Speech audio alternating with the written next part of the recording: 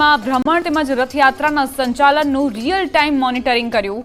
મુખ્યમંત્રીના નિવાસસ્થાનના CM ડેશબોર્ડની video wall પર જીવંત પ્રસારણ નિહાળીને તેમણે આ રીતે નિરીક્ષણ કર્યું। સવારે જગન્નાથ મંદિરથી રથયાત્રાને પહિંદ વિધિ કરીને પ્રસ્થાન કર્યું અને ત્યારબાદ મુખ્યમંત્રી નિવાસસ્થાને પહોંચીને વિડીયો વોલ પરથી આ રથયાત્રા રૂટનું નિરીક્ષણ કર્યું। રથયાત્રાના લોકેશન, રથના લોકેશન, પોલીસ દ્વારા ટેકનોલોજીના ઉપયોગથી કરવામાં આવી રહેલી રથયાત્રાની સુરક્ષા અને સલામતી વ્યવસ્થાની તલસ્પર્શી જાણકારી તેમણે મેળવી। મુખ્યમંત્રી ભૂપેન્દ્ર પટેલ સાથે મુખ્ય સચિવ રાજકુમાર, પોલીસ મહાનિદેશક વિકાસ સહાય તેમજ મુખ્યમંત્રીના અધિક મુખ્ય સચિવ પંકજ જોશી અને પોલીસ મહાનગરપાલિકા તેમજ આઈસીટીના ટીમના અધિકારીઓ પણ જોડાયા હતા।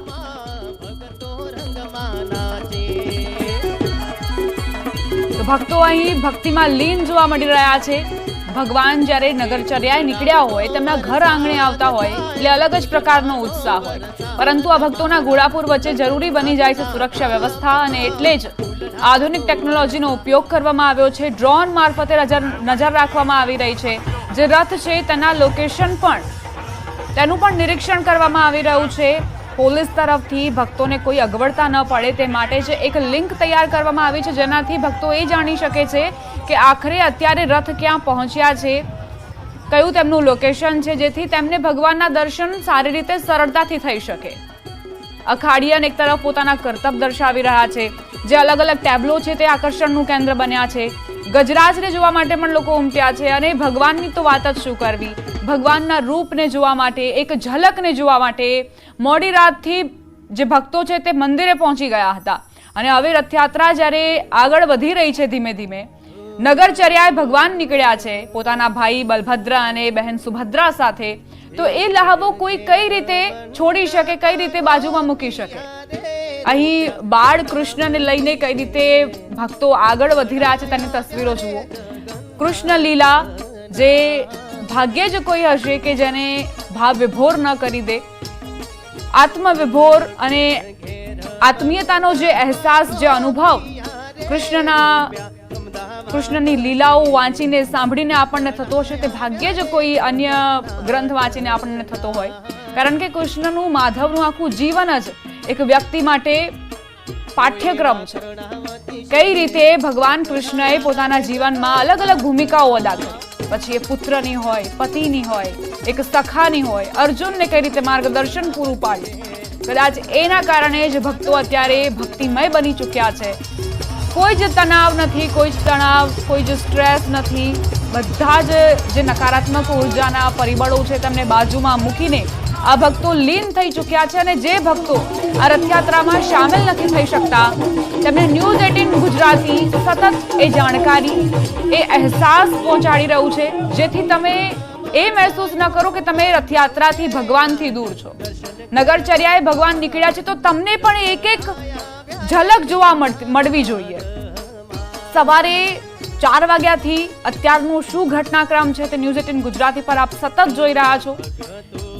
જે રીતે મંગળા આરતી થઈ, મંગળા આરતીથી પ્રારંભ થયો, ગૃહમંત્રી આવ્યા, ગૃહમંત્રી અમિત શાહે પોતાના પરિવાર સાથે મંગળા આરતી કરી અને ત્યારબાદ જે ભોગ ધરાવાયો, ખીચડીનો ભોગ ધરાવાયો, એવી માન્યતા છે, એવી લોકવાયકાઓ છે કે મોસાળમાં કેરી અને જાંબુના પ્રસાદને આરોગ્યા બાદ ભગવાનને આંખો આવી જતી હોય છે, નેત્રદાહ થઈ જતું હોય છે, જેને સ્વસ્થ કરવા માટે આંખે પાટા બાંધવામાં આવતા હોય છે। ભગવાનનું મોસાળું આપ્યું હોય ત્યારે ખાસ કરીને ભગવાનને વધારવા માટે ભગવાનના ભજન કીર્તન ગાઈને તમામ મહિલાઓ છે તે સરસપુર વાસીઓમાં ઉત્સાહ દેવડાવે છે, કારણ કે ભગવાનની રાહ જોવાઈ રહી છે અને આતરતાપૂર્વક તમામ મહિલાઓ છે તેઓ રાહ જોઈ રહી છે અને તેની સાથે આ મહિલાઓ છે તેમની સાથે વાતચીત કરવાનો એક પ્રયત્ન બી કરીશું, કારણ કે ભગવાન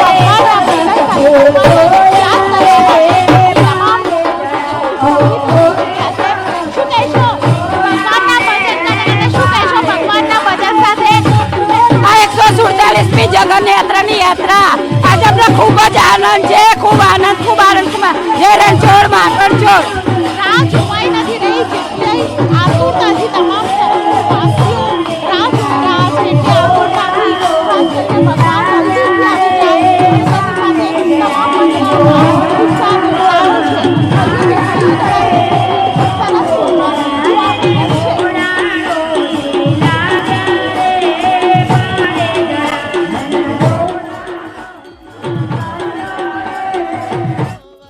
તો સરસપુરમાં શું માહોલ છે, ભક્તો કેવા પ્રકારની પ્રતિક્રિયાઓ આપી રહ્યા છે તે તમને અમારા સંવાદદાતા દીપિકાએ જણાવી. સરસપુરમાં રાહ જોવાઈ રહી છે કે ભાણેજ આવે અને લાડ લડાવવાના ફરી એક વખત અવસર પ્રાપ્ત થાય તેમને. ભંડારો ધમધમી રહ્યો છે, રસોડું ધમધમી રહ્યું છે.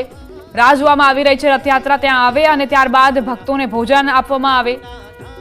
ન્યૂઝ 18 ગુજરાતી સતત તમને જાણકારી આપી રહ્યું છે અને અત્યારની આ તસવીરો જુઓ. ભગવાનનું આ રૂપ, આ પુનિત પવિત્ર વાતાવરણ જેમાં ભાવ વિભોર થતા ભક્તો